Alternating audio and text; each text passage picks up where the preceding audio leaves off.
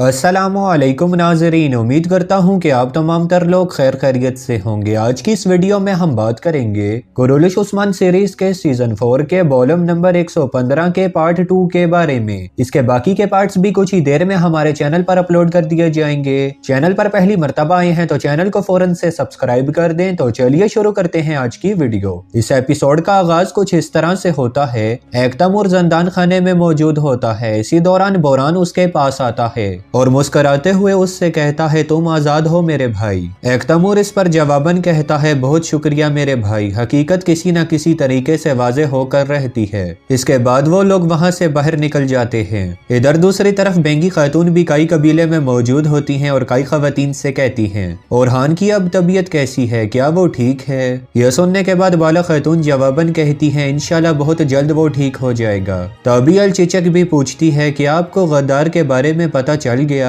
यह सुनने के बाद आयशा खातून कहती हैं, अभी तक पता तो नहीं चला, लेकिन इंशाल्लाह उस गद्दार को हम जरूर तलाश कर लेंगे। फिर बेंगी खातून कहती हैं, अगर ओरहान ठीक नहीं होता तो फिर तख्त का हाकिम अलाउद्दीन बन जाएगा। यह सुनने के बाद बाला खातून गुस्से से कहती हैं, बेंगी खातून ये वक्त ऐसी बातें करने का नहीं है, इंशाल्लाह ओरहान बहुत जल्द ही सेहतयाब हो जाएगा। फिर बेंगी खातून भी कहती हैं, इंशाल्लाह वो जरूर ठीक हो जाएगा, लेकिन मैं किसी और चीज के बारे में बात कर रही हूँ। यह सुनने के बाद मलहून खातून गुस्से से कहती हैं, आखिर आपके जहन में क्या बात चल रही है बेंगी खातून? बेंगी खातून जवाबन कहती हैं, मैं नहीं जानती, लेकिन क्या अलाउद्दीन से तो कोई गलती नहीं हो गई? इसी दौरान अलाउद्दीन भी वहाँ पर आ जाता है। फिर बेंगी खातून कहती हैं, अलाउद्दीन अभी छोटा है और उसे अभी इतना तजर्बा नहीं है, हो सकता है कि किसी ने अपनी बातों से उसे बेवकूफ बनाया हो। यह सुनने के बाद बालक खातून गुस्से से कहती हैं, आप मेरे बेटे के बारे में ऐसी बात कैसे कर सकती हैं बेंगी खातून? ये तमाम तर बातें सुनने के बाद अलाउद्दीन भी कहता है, मैंने ऐसा कुछ नहीं किया वालिदा, मैं सच कह रहा हूँ, मैंने ऐसा कुछ भी नहीं किया। ये कहने के बाद वो वहाँ से भागने लगता है। ये देखने के बाद बाला खातून भी परेशान होकर उसके पीछे पीछे जाने लगती हैं। दूसरी तरफ आसमान सुल्ताना अपने सिपाहियों के साथ जंगल में मौजूद होती हैं। इसी दौरान आउची और जलाली भी वहाँ पर आ जाते हैं। आसमान सुल्ताना उनसे कहती हैं, किसी को मालूम तो नहीं हुआ कि आउची जिंदा है? जलाली इस पर जवाबन कहता है, हमें किसी ने भी नहीं देखा वालिदा सुल्ताना, हमने बहुत एहतियात से शहर छोड़ा है। फिर वालिदा सुल्ताना कहती हैं, आउची अब से तुम मुर्दा हो और जब तक मैं तुमसे नहीं कहती तुम इसी तरह ही रहोगे। फिर आउची कहता है, आपके लिए मुझे मारना तो बहुत आसान था, लेकिन आपने मेरी जान क्यों बख्श दी वालिदा सुल्ताना? आसमान सुल्ताना इस पर जवाबन कहती हैं, मैं उस्मान की खातिर कोई कुत्ता तक कुर्बान नहीं कर सकती, तुम तो फिर भी एक इंसान हो।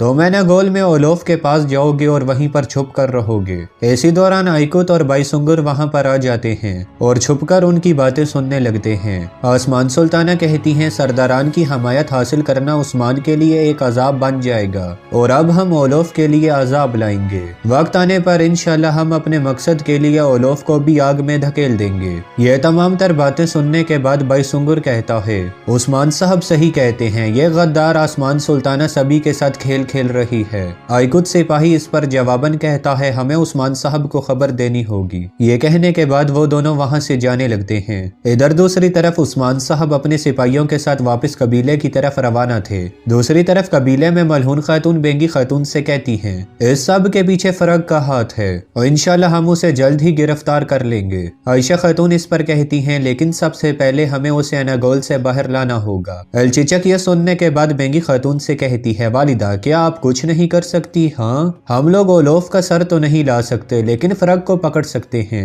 बेंगी खातून जवाबन कहती हैं, मैं क्या कर सकती हूँ मेरी बेटी, जब से हकीकत आश्कार हुई है मैंने तो फरग को देखा ही नहीं, और वैसे भी मैं उसे एनागोल से बाहर कैसे निकाल सकती हूँ? इधर दूसरी तरफ एनागोल में फरग ओलोफ से कहती है, मैंने शुमाल में अपने भाई की तरफ पैगाम भिजवा दिया है, उनके आने से हम और भी मजबूत हो जाएंगे। यह सुनने के बाद ओलोफ कहता है, उनके साथ या फिर उनके बगैर मैं बहुत जल्द ही इन सरजमीनों पर कब्जा कर लूंगा। फरग हंसते हुए कहती है, ये इतना आसान नहीं होगा ओलोफ। ओलोफ जवाबन कहता है, जब ईसा के चुने गए जंगजू मेरे साथ हैं तो फिर कोई भी हमारे सामने खड़े होने की हिम्मत नहीं कर सकता। फरग ये सुनने के बाद कहती है, इनमें से कोई भी ओडिन के जंगजुओं की तरह बहादुर नहीं है। तो ओलोफ कहता है, हजरत ईसा अलैहिस्सलाम के जंगजुओं के दिलों में कभी भी खौफ नहीं होता, ये तुम तभी समझ पाओगी जब तुम अपने इस दिल से ईसाइयत को कबूल करोगी। फरग अभी ये बातचीत जारी होती है। इसी दौरान दान और फरूदी वहाँ पर आ जाते हैं। ओलोफ उन्हें देखने के बाद उनसे पूछता है, क्या کیا خبر لائے ہو؟ دان بتاتا ہے عثمان کارسیوں کی سرزمین میں چلا گیا ہے۔ پھر ادوی بھی کہتا ہے ترگد بھی کہیں نظر نہیں آ رہا، ہم نے عثمان کی سرزمین کبھی بھی پہلے ایسی نہیں دیکھی، ہمارے لیے یہ بہت بہترین موقع ہے۔ پھر دان کہتا ہے ہم کس چیز کا انتظار کر رہے ہیں، چلو ان پر حملہ کر دیتے ہیں اولوف، عثمان کی غیر موجودگی میں ہم ان سرزمینوں کو خون میں نہلا دیں گے۔ اولوف یہ سننے کے بعد کہتا ہے عثمان نے ابھی تک ایناگول میں حملہ نہیں کیا، یقینی طور پر عثمان ضرور کوئی نہ کوئی چال چل رہا ہے۔ فراغیہ سننے کے بعد کہتی ہے تو پھر اب ہم کیا کریں گے اولوف؟ اولوف کہتا ہے ہم ہر جگہ پر حملہ کریں گے میری محبت، ان کے حرکت میں آنے سے پہلے ہی ہم ان سے ان کی تمام تر چیزیں چھین لیں گے، تیاریاں شروع کر دو، ہم ان سرزمینوں کو حاصل کرنے والے ہیں جو کہ پہلے بھی ہماری تھیں۔ یہ سننے کے بعد وہ دونوں وہاں سے چلے جاتے ہیں۔ پھر اولوف بھی وہاں سے جانے لگتا ہے تو فرگ اسے روکتے ہوئے کہتی ہے تم کہاں پر جا رہے ہو میرے اولوف؟ اولوف جواباً کہتا ہے میں گرجا گھر جا رہا ہوں تاکہ میں اپنے خدا سے دعا کر سکوں۔ ادھر دوسری طرف عثمان صاحب اپنے سپاہیوں کے ساتھ آگے بڑھ رہے تھے۔ اسی دوران آئیکوت اور بائسنگر سپاہی ان کے سامنے آتے ہیں۔ عثمان صاحب ان سے پوچھتے ہیں سپاہیوں مجھے بتاؤ کیا خبر ہے؟ آئیکوت سپاہی کہتا ہے آپ کے حکم کے مطابق ہم نے اوچی کا پیچھا کیا سردار، اوچی کی موت نہیں ہوئی بلکہ وہ زندہ ہے، آسمان سلطانہ نے ہمیں دھوکہ دیا ہے، وہ ہمارے ساتھ کھیل کھیل رہی ہیں۔ یہ سننے کے بعد عثمان صاحب غصے سے کہتے ہیں تم یہ کیا کہہ رہے ہو؟ ہاں؟ پھر آسمان سلطانہ کا نام لیتے ہوئے کہتے ہیں آسمان سلطانہ اس مشکل وقت میں تم پر یقین کرنا چاہتا تھا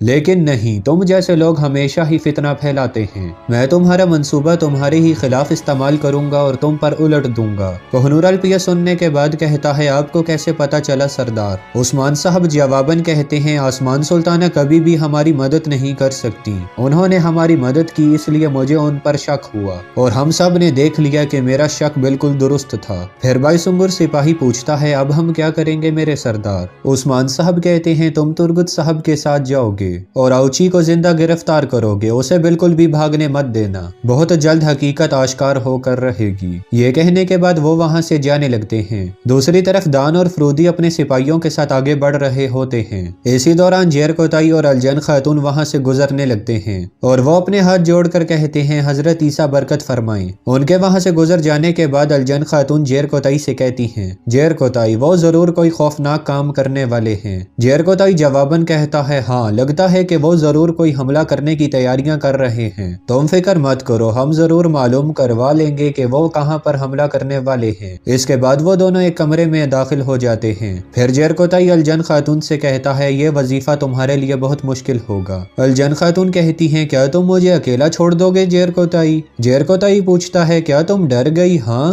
تم نے تو مجھ سے کہا تھا کہ تم اکیلے ہی یہاں پر سب سنبھال لو گی۔ الجن خاتون کہتی ہیں ہاں میں نے کہا تھا لیکن میری غیر موجودگی میں تمہیں کوئی نقصان نہ ہو جائے، کہیں تم ڈر ہی نہ جاؤ۔ یہ سننے کے بعد جیر کوتائی کہتا ہے تم بہادر کی بیٹی ہو اور تم خود بھی بہادر ہو، اب تم اولوف کو تلاش کرنے کے لیے گرجا گھر جاؤ گی اور جا کر معلوم کرو گی کہ وہ کہاں پر حملہ کرنے والے ہیں، احتیاط سے جانا اور ہوشیار رہنا۔ یہ سننے کے بعد الجن خاتون کہتی ہیں لیکن تم کہاں پر جا رہے ہو جیر کوتائی؟ جیر کوتائی جواباً کہتا ہے میں تلواروں کو تباہ کرنے کے لیے جا رہا ہوں۔ الجن خاتون اس پر کہتی ہیں تم اکیلے جاؤ گے، کیا تم اپنی جان کھونا چاہتے ہو جیر کوتائی؟ جیر کوتائی جواباً کہتا ہے اگر مجھے اپنی جان کی پرواہ ہوتی تو میں ہرگز یہاں پر نہیں ہوتا۔ دوسری طرف قبیلے میں سبھی لوگ اوران کے پاس موجود تھے۔ اسی دوران علاؤدین بھی وہاں پر آتا ہے۔ پھر وہ اپنی تلوار اٹھا کر کہتا ہے اگر میرا بھائی اوران دوبارہ اپنے پیروں پر نہیں کھڑا ہوتا، اگر میری اس تلوار کی وجہ سے میرے بھائی کو کچھ ہو جاتا ہے تو پھر میرا خون آپ پر حلال ہوگا ملعون والدہ۔ یہ کہنے کے بعد وہ اپنی تلوار ملعون خاتون کے ہاتھوں میں تھما دیتا ہے۔ یہ سننے کے بعد ملعون خاتون وہ تلوار نیچے پھینکتی ہیں اور اسے گلے لگا لیتی ہیں، پھر اس سے کہتی ہیں میرے بیٹے دوبارہ کبھی بھی ایسی بات مت کہنا،